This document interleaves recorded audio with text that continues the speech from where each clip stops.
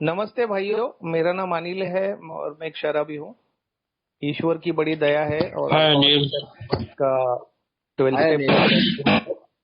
आज के दिन शराब के प्रति से दूर हूँ।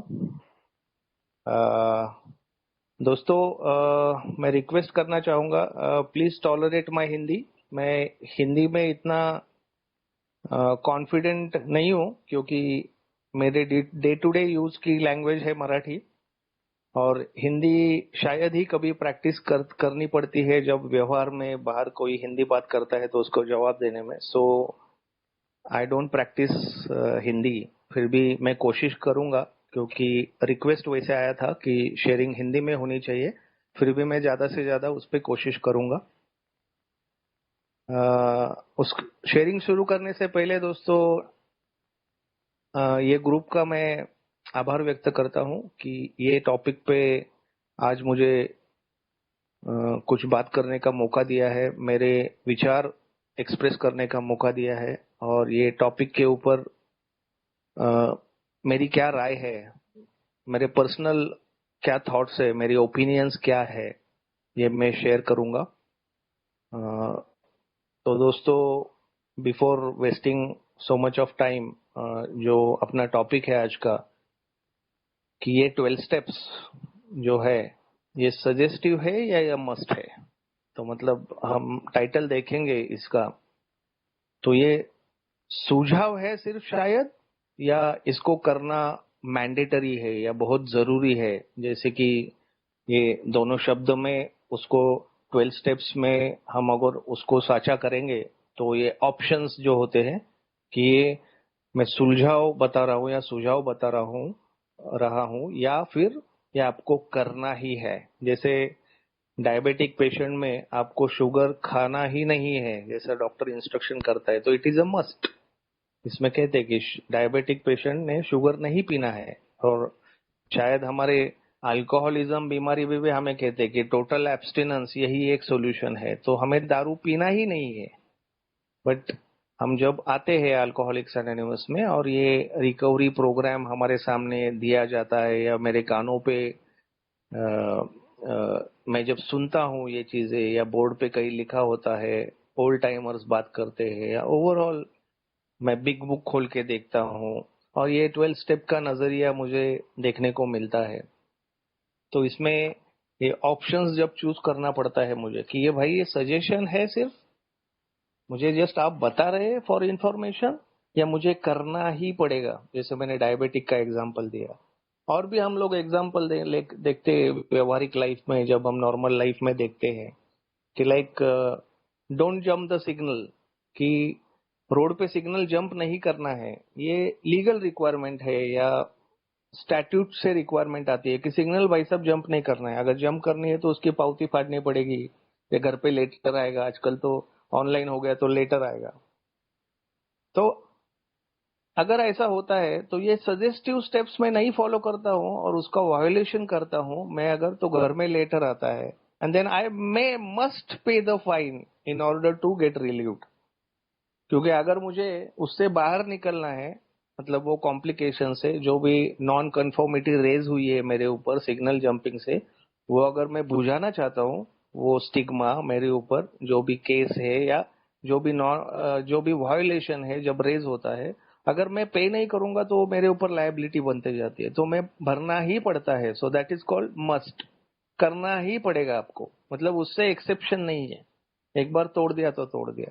दूसरा एग्जाम्पल हम देखते हैं कि जैसे एक्सरसाइज एंड गुड डाइट, मैं अगर व्यायाम करूंगा, मेरी मेहनत करूंगा, शरीर की कसरत करूंगा और अच्छा खाना ले लूंगा बॉडी में, तो मेरी हेल्थ अच्छी रहेगी। I need not see a doctor, मुझे डॉक्टर देखने की जरूरत नहीं पड़ेगी। पर मेरा खाने पे कंट्रोल नहीं है, सब अनकंट्रोल्ड में रहा, लाइफ में डिसिप्लिन नहीं रहा, और मान लो मुझे हार्ट अटैक आ गया और डॉक्टर ने पूरा चेकअप कर दिया और बोला surgery, surgery is a must, तो आपको बाईपास करना पड़ेगा यार, वॉट एवर जो भी प्रोसीजर है। तो मतलब गुड एक्सरसाइज और good diet, these are merely suggestions. तो कोई सजेस्ट कर सकता है डॉक्टर, बट फॉलो करना है कि नहीं वो मेरे ऊपर है, मेरी लाइफस्टाइल के ऊपर है, मेरी अंडरस्टैंडिंग के ऊपर है। और जब अटैक आता है, आईसीयू में जाता हूँ, तो ऑपरेट कर मस्ट हो जाता है, because I have to survive. तो दोस्तों, नॉर्मल कॉन्टेक्स्ट में हम जब देखते हैं ये जो ऑप्शंस दिए हुए रहते हैं, या तो सजेस्टेड ले लो या मस्ट ले लो, इसमें का डिफरेंशिएशन जो है, जो चॉइस जो है, वो अ, व्यक्तिगत तरीके से देखा जाए तो मेरे ऊपर निर्भर होता है what I need to do. क्योंकि जिंदगी में कुछ भी कंपल्सन नहीं है। जिंदगी में मुझे नौकरी करना भी शायद कंपल्शन नहीं है, सैलरी लेना भी कंपल्शन नहीं है, बीबी बच्चों का परिवार बढ़ाना भी कंपल्शन नहीं है, किसी ने सजेस्ट भी नहीं किया है। बट हम जो सोसाइटी में रहते हैं, जहाँ पे हमारा सर्कल होता है, उसमें हम देखते हैं कि ये चलते आ रहा है, पिढ्या न पिढ्या जिसको बोलते हैं, पिढ्या न पिढ्या चालत आलंय। So I get adjusted to the society requirement, social requirements. उस हिसाब से मेरी जिंदगी की प्रायोरिटीज बदलती है, मुझ पे संस्कार बनते हैं, और फिर वो चॉइस हो जाता है कि सजेशंस दिखते हैं मुझे, बहुत लोग सजेस्ट करते हैं, और उसमें से चॉइस लेके कुछ मस्ट होते हैं। जैसे सुबह उठ के I must go to job, lunch I must take the lunch, I must take the dinner, वैसा ही है दोस्तों। तो इतना सारा बैकग्राउंड काफी है ये समझने के लिए। और ये जब रिकवरी पे आते हैं हम लोग, फर्स्ट अपॉन 12 स्टेप प्रोग्राम, कि ये 12 पायरी का कार्यक्रम कैसे आया, क्यों आया, ये सबको पता है। ये जो हमारे अल्कोहलिक्स, क्रॉनिक अल्कोहलिक्स, जो कैटेगरी में मैं बिलोंग करता हूँ, जिसको कोई ह्यूमन एड अवेलेबल नहीं है, क्योंकि डॉक्टरी इलाज, रिहैब का इलाज, मेरे पर्सनल लाइफ में मैं जब देखता हूँ, तो एए के आने से पहले करीब 4 से 5 साल बहुत डेडिकेशन से, पूरी ऑनेस्टी के साथ मेरे प्रयास रहते थे कि इस तरीके से शराब पिए नहीं जाती, ये कहीं तो रुकना चाहिए। जो शराब के प्रति मेरी अवस्था हो चुकी है, मैं काम पे नहीं जा रहा हूँ, झगड़ा कर रहा हूँ, रिहैब सेंटर जा रहा हूँ, एक्सीडेंट्स हो रहे, बीबी छोड़ के जा रही, जो भी है, जो भी डिमोरलाइजेशन हो रहा है लाइफ में, जो भी नैतिकता का अधपतन हो रहा है, उसको मैं कंट्रोल करना चाहता था, बट नहीं हो रहा था वो। मतलब जो हम लोग कहते हैं एग्नोस्टिक चैप्टर में कि we are beyond human power, एक हम ऐसी परिस्थिति में हम खुद को ढकेल चुके हैं जहां से रिवर्स रास्ता नहीं है। हम नॉर्मल की जिंदगी में जा नहीं सकते।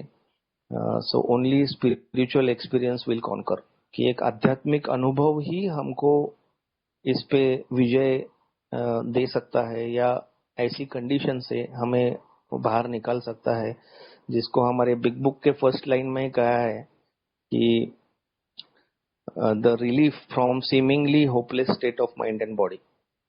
कि हमारी ये जो होपलेस स्टेट है, आशाहीन जो अवस्था हो चुकी है माइंड और बॉडी की, मेरे शरीर की और मन की, दोनों की, इससे मुझे रिकवरी मिलने के लिए, इससे फ्रीडम मिलने के लिए, ये जो बॉन्डेज है जिसमें मैं अटक चुका हूँ, ये जो चक्र व्यू है जिसमें से ये जो भोरा है, ये स्वर्लिंग जो है मेरे लाइफ का, जो फंस चुका हूँ मैं ये कॉम्प्लिकेटेड नॉट में, जिसको कोई मानवीय इलाज नहीं है, उससे मैं निकलने के लिए एक आध्यात्मिक अनुभव लेना पड़ेगा।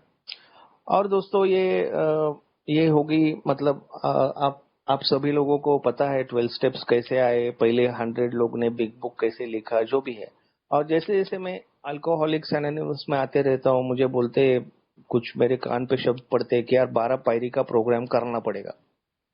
तो करना पड़ेगा, ये एक वेग स्टेटमेंट है, तो कोई सजेस्ट कर रहा है, लेकिन इसको जब करना पड़ेगा, और आई मेक अ डिसीजन, जब मैं डिसीजन लेता हूँ हाँ भाई मुझे करना है, तब से मेरी जिंदगी में कुछ एक्शंस फॉलो होते हैं, जिसपे मैं एक्चुअली मेरी जिंदगी के ढांचे को, वो प्रोग्राम के मेरे मतलब मेरी जिंदगी के एक्टिविटीज को वो प्रोग्राम के ढांचे में डाल के वो प्रोसेस करना चाहता हूँ। जैसे कोई मैन्युफैक्चरिंग इंडस्ट्री होती है, जिसमें एक प्रोसेस होता है कि रॉ मटेरियल्स, फिर ये स्टेज से वो जाते हैं एंड प्रोडक्ट फिनिश बाहर आ जाता है एंड ऑफ द डिलीवरी पे, जहाँ पे हम लोग उसको मार्केट करते हैं। वैसे ही है मेरे अल्कोहलिक रिकवरी प्रोग्राम में, तो I am the raw material alcoholic, कि जिसको प्रोसेस होता है स्टेप्स की वाया 4 to 9, और आने के बाद एक फिनिश्ड प्रोडक्ट मिल जाता है। बट वो फिनिश्ड प्रोडक्ट ऐसा नहीं है कि वो परमानेंट सोब्राइटी में चला जाता है। You need to practice practice करना पड़ते हैं स्टेप्स, जिसको 10, 11, 12 बाद में कहा है। So that is not my topic, वो मेरा टॉपिक नहीं है। बट ये जब मैं सजेस्टेड को एक्शन में डालता हूँ और समझता है मुझे ये अभी मैं करने का डिसीजन जब लेता हूँ, then I have to follow certain must. तो जिसको मस्ट ऑफ द रिकवरी कहा जाता है, जो करना ही है, उससे हमें डिस्पेंसेशन नहीं है, उससे हमें रिलैक्सेशन नहीं है। और वो अगर मैं नहीं किया तो शायद मैं एक ड्राई ड्रंक सोबर रह सकता हूँ। तो आपको पता है दोस्तों, ड्राई ड्रंक सोबराइटी मतलब क्या? बहुत सारे शेयरिंग्स हम लोग सुनते हैं। मुझे किसी ने राइट नहीं दिया है या अथॉरिटी किसी ने दी नहीं है कि किसी के ऊपर फिंगर आउट करके किसी की सोबराइटी का जज करे या उसको मेजर करे। बट ड्राई सोबर लोग हमें दिखने मिलते हैं अल्कोहलिक्स एनोनिमस में, जिन्होंने शराब के प्रति अ, वो पहला घूंट लिया हुआ नहीं है, बट उनकी जिंदगी जो लाइफ है जिसमें वो हैप्पी नहीं है, संतुष्ट नहीं है।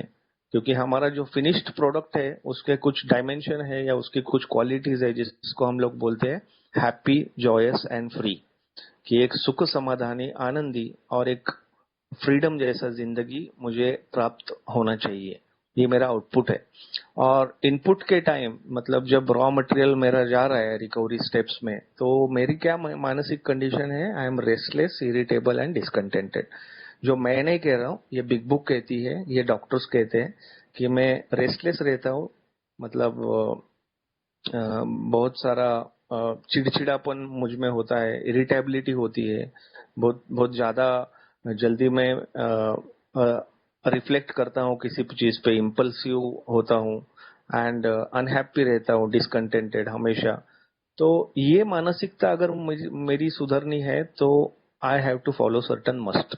तो फिर सजेशन पे नहीं चलना पड़ेगा मुझे कि किसी ने सजेस्ट किया है 12 पायरी, तो मुझे अभी उसको एक्शन में लाने के लिए, रिकवरी प्रोग्राम के ढांचे में डालने के लिए मुझे वो मस्ट फॉलो करने ही पड़ेंगे।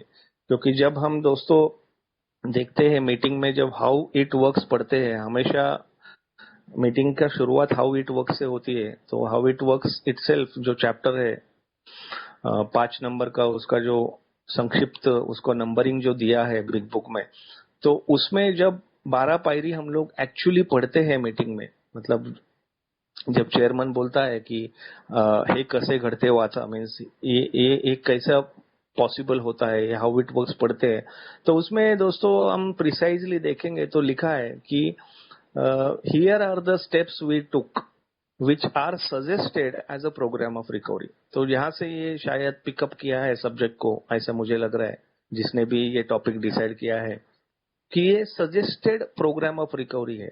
बट ये सजेस्ट किया किसने है, दैट इज इम्पोर्टेंट। कि पहले 100 लोग ने जो बिग बुक लिखे हैं, उनको जो प्राप्त हुआ है, उनको जो स्पिरिचुअल अवेकनिंग मिला है।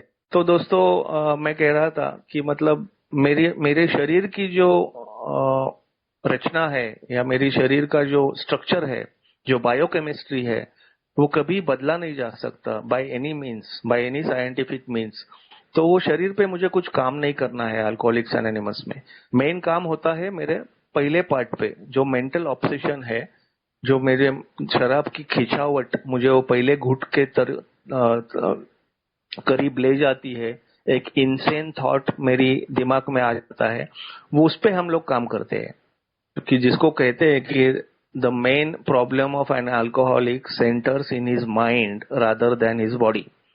तो मेन तकलीफ क्या है, मेन कॉम्प्लेक्स क्या है, मेन प्रॉब्लम क्या है हमारा, तो वो माइंड में है, मेरे मन में है, जिसके प्रति मेरा जो आकर्षण है शराब के प्रति, जो इक्विवेलेंट ऑफ गॉड है, जो कार्ल यंग ने जो कहा है कि ये जो ऑब्सेशन है that is equivalent of God, seeking God, ये जो क्रेविंग है, उसको हम लोग डिमिनिश करेंगे तो my problem will be solved. क्योंकि अगर मन में विचार ही नहीं आएगा तो एक्शन नहीं होगी, बॉडी में नहीं जाएगा। तो हम लोग दोस्तों ये सजेस्टेड जब कहते हैं कि ये पहले 100 लोग ने जो सजेस्ट किया है, अगर वो उसको फॉलो करेंगे, अभी मस्ट में कन्वर्ट करेंगे, तो हमारे लाइफ में बदलाव आते हैं। और वो मेंटल ऑब्सेशन जो है वो लिफ्ट हो जाता है, फिजिकल एलर्जी शायद वैसी ही रहती है। So this is a background, और इस हिसाब से अभी हम लोग ये देखना चाहेंगे कि ये मस्ट है क्या, कि आगे जा जाके कैसे होते हैं। तो मतलब दोस्तों, मैं जब 2014 में अल्कोहलिक्स एनोनिमस में स्थिर स्थावर होने लगा, मेरी 2 बार एंट्री हुई। 2012 में एक बार आया था, मैंने आपकी सुनी नहीं।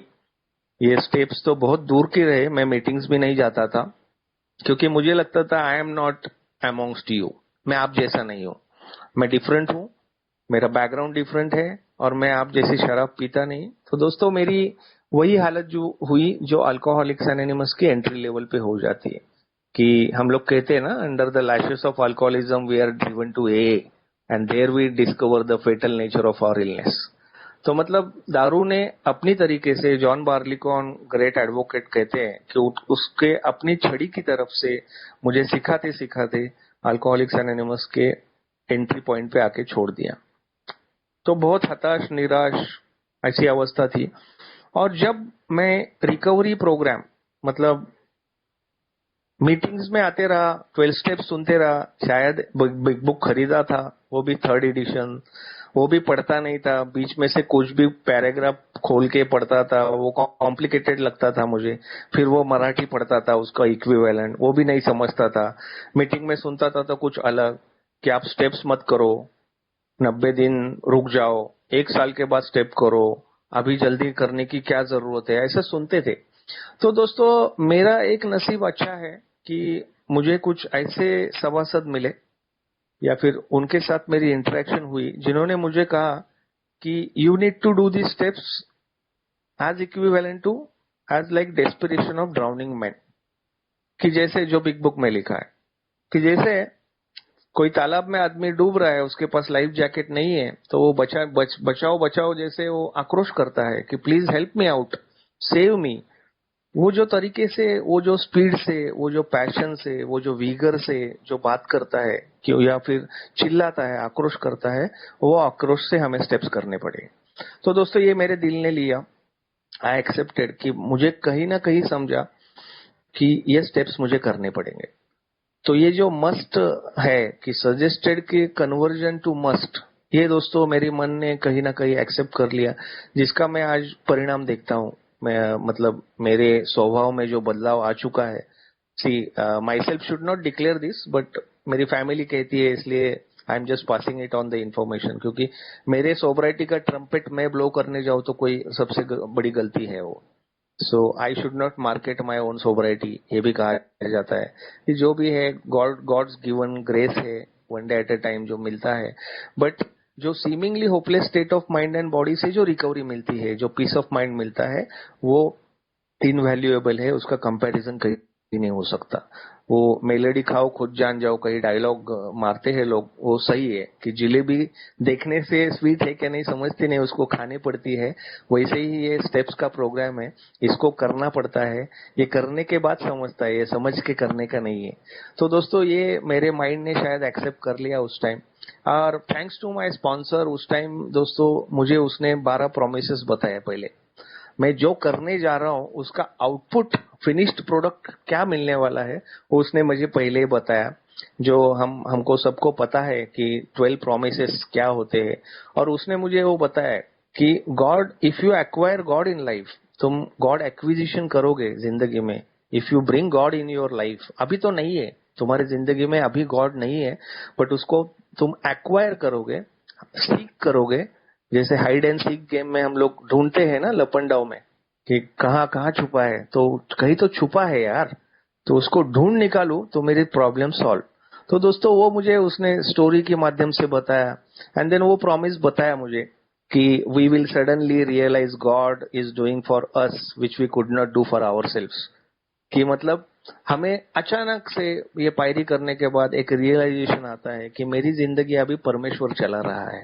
और ये दोस्तों बीच बीच में मुझे आता है आज भी। मतलब अगेन आई एम सॉरी कि मैं मार्केट नहीं करना चाहता हर चीज को, बट ये एक्सपीरियंस करता हूं मैं मेरी जिंदगी में, कि मैं ऐसा नहीं था 6 years बैक।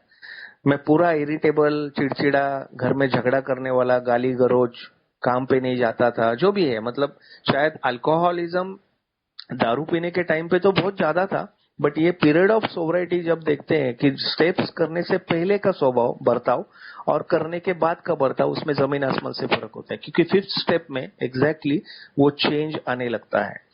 तो दोस्तों, ये प्रोग्राम को हम लोग जब नेविगेट करते हैं, देखते हैं विद स्पॉन्सर कि ये अभी when it turns from suggested to must, कि ये मस्ट बन जाता है ऑटोमेटिकली जब मैं डिसीजन लेता हूं कि ये मार्ग पे मुझे चलना है, रिकवरी प्रोग्राम पे चलना है। तो ये जब डिसीजन लेता हूं तो दोस्तों I have to follow certain set of directions. तो ये डायरेक्शंस का एक एग्जांपल मैं देना चाहूंगा दोस्तों। एक यूएसए में लास वेगास में सिटी में एक लेक है जिसका नाम है लेक रीड। और वो लेक रीड में जाने के लिए इट्स वेरी कॉम्प्लिकेटेड। ऐसा वो उसका पूरा डिजर्ट है जिसके सराउंडिंग्स में बहुत बड़ा गहरा ऐसा फॉरेस्ट भी है।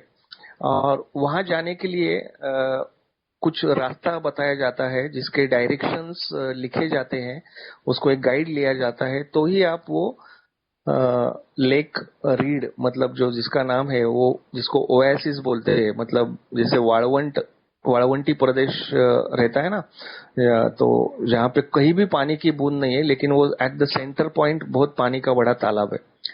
तो आदमी अगर वो स्टेप्स फॉलो नहीं करेगा, वो मैप का डायरेक्शन नहीं करेगा, तो दोस्तों आदमी प्यास से मर जाएगा, लेकिन he will never get to the lake.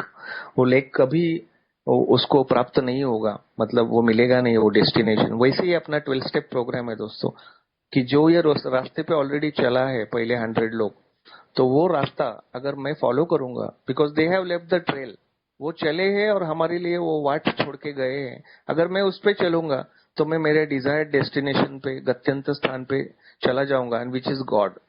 गत्यंतर हमारा जो है फाइनल स्पिरिचुअल अवेकनिंग जो बोलते हैं हम लोग, आउटपुट ऑफ द प्रोग्राम, कि एक वाइटल स्पिरिचुअल एक्सपीरियंस, एक जीवंत आध्यात्मिक अनुभव जो मुझे ये होपलेस कंडीशन से निकालना चाहता है, वो अगर मुझे मिल गया तो शराब की शायद मुझे कभी भी आदत या फिर याद नहीं आएगी, मेरा ऑब्सेशन लिफ्ट हो जाएगा, and I will be placed on a different altruistic और स्पिरिचुअल प्लेन। ऐसा प्रोग्राम कहता है कि एक अलग पातड़ी पे, अलग लेवल पे, अलग प्लेटफॉर्म पे, जो मैंने जिंदगी कभी महसूस ही नहीं की है, तो वहां तक जाने के लिए मुझे ये सेट ऑफ डायरेक्शंस फॉलो करने पड़ेंगे।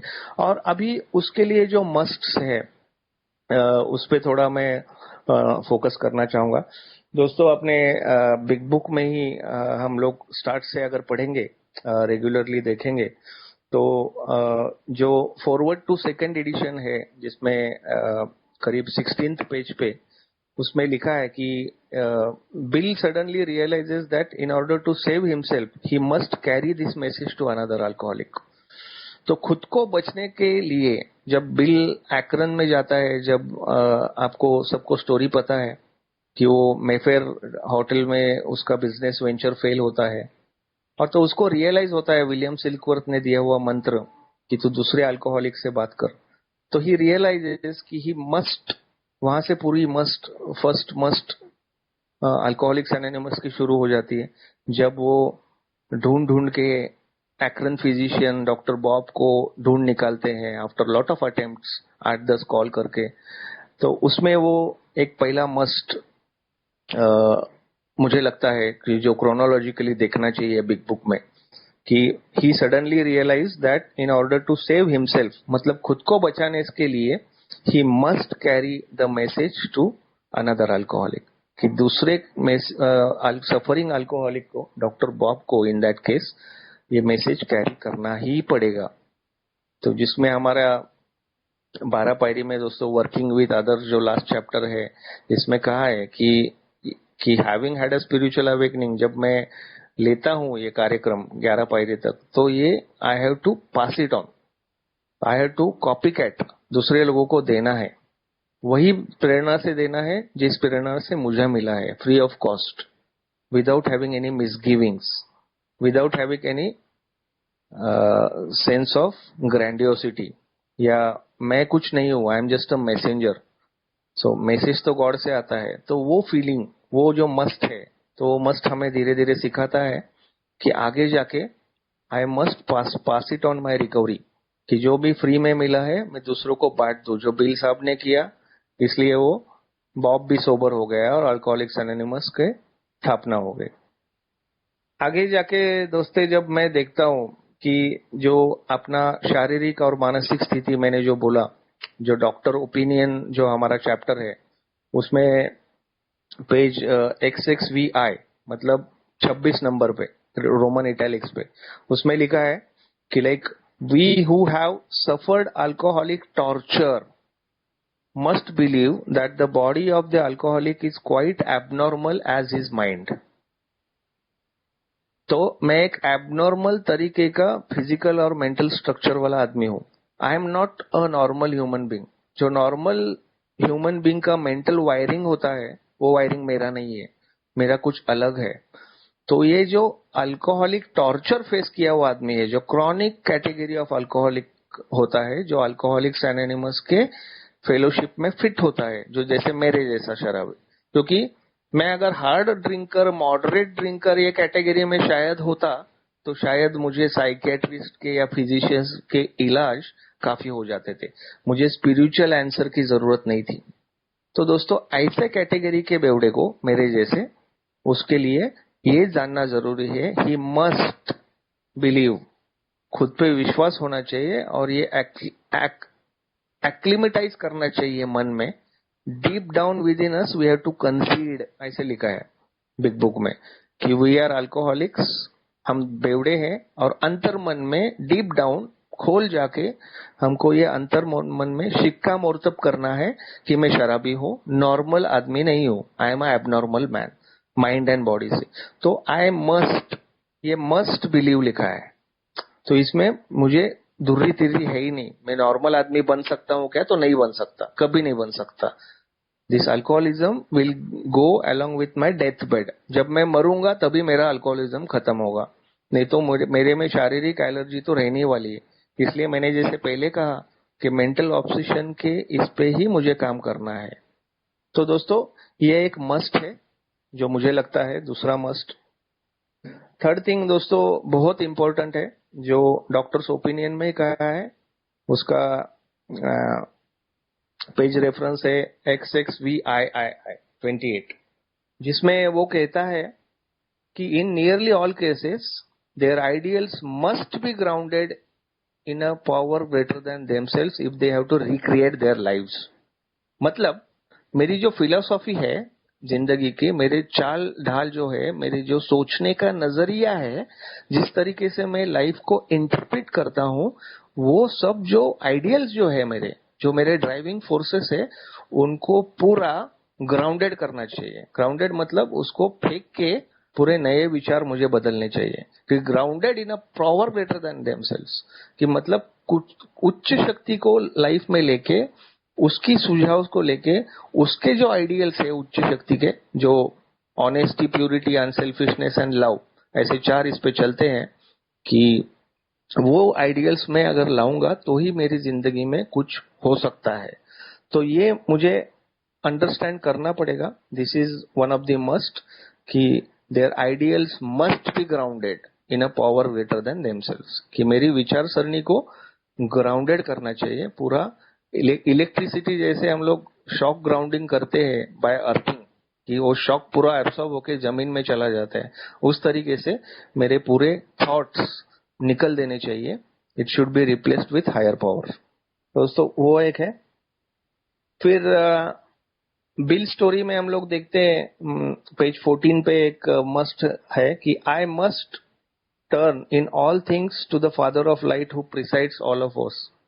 तो दोस्तों ये turning the wheel and life जो थर्ड स्टेप है, बिल ने कैसे किया था, उसका एक एक्सप्लेनेशन बिग बुक में दिया है, जिसमें हम लोग एक मस्ट की स्वरूप से बिल ने हमें बिग बुक में दिया है कि हायर पावर के प्रति मेरी जिंदगी और मेरी इच्छा शक्ति जब मैं देता हूँ, जो अपना थर्ड स्टेप है, तो दोस्तों मेरे लाइफ में बदलाव आने शुरू होते हैं। एंड फादर विल प्रिसीड, मतलब मेरी जिंदगी का डायरेक्टर वो बन जाता है। तो मैं खुद को अबेंडन करने लगता हूँ, जो बिल का स्टोरी में हम लोग पढ़ते हैं तो ये एक इम्पोर्टेंट थिंग है जो मस्ट है अल्कोहलिक्स एनोनिमस में समझने के लिए, जिसको हम लोग इनडायरेक्टली कह सकते हैं कि थर्ड स्टेप बहुत ही जरूरी है अगले प्रोग्राम के लिए, जो हम लोग एक डिसीजन लेते हैं जो कभी लिया नहीं रहता है जिंदगी में। अब तक तो सिर्फ रिजोल्यूशन ही किए रहते हैं, शपथ लिया होता है, लेकिन एक्शन में कभी नहीं लाया होता है। आगे जाके दोस्तों पेज 33 पे मोर अबाउट अल्कोहलिज्म में एक मस्ट है जिसको हम कहते हैं कि if we are planning to stop drinking there must be no reservation of any kind. मतलब जैसे अलकी के थॉट में शराब बेवड़े के मन में एक थॉट होता है कि कभी ना कभी ऐसा टाइम आएगा कि मैं पहले जैसा शराब आनंद से पी पाऊंगा, उससे खुशी एंजॉय कर पाऊंगा। वो शायद दिन कभी आता नहीं, और वो दिन का राह देखते देखते बहुत सारे शराबी देशों धड़ी को लग जाते हैं। दे डाई बट, और दे गो मैड, इंसेन हो जाते हैं, but they could never drink again safely enjoyfully, जो कहा है।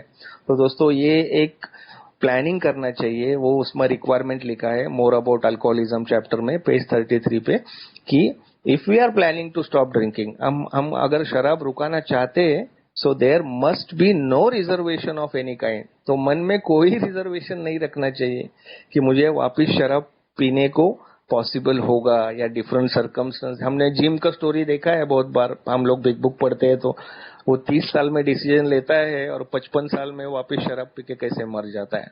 तो 25 साल सोबराइटी के बाद भी जिम की वही हालत होती है जहां पे उसको छोड़ा दिया जाता है एक जमाने में। तो ये सोचने वाली बात है, ये समझने वाली बात है, ये मस्ट वाली बात है, हमें समझना चाहिए।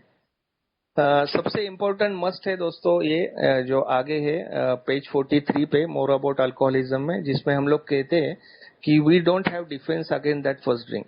मानवीय उपाय योजना, मानवीय शक्ति के ऊपर, मानवीय शक्ति से निर्भर हमें पहले ड्रिंक को ना बोलने की ताकत नहीं है, डिफेंस नहीं है। So that defence must come from higher power.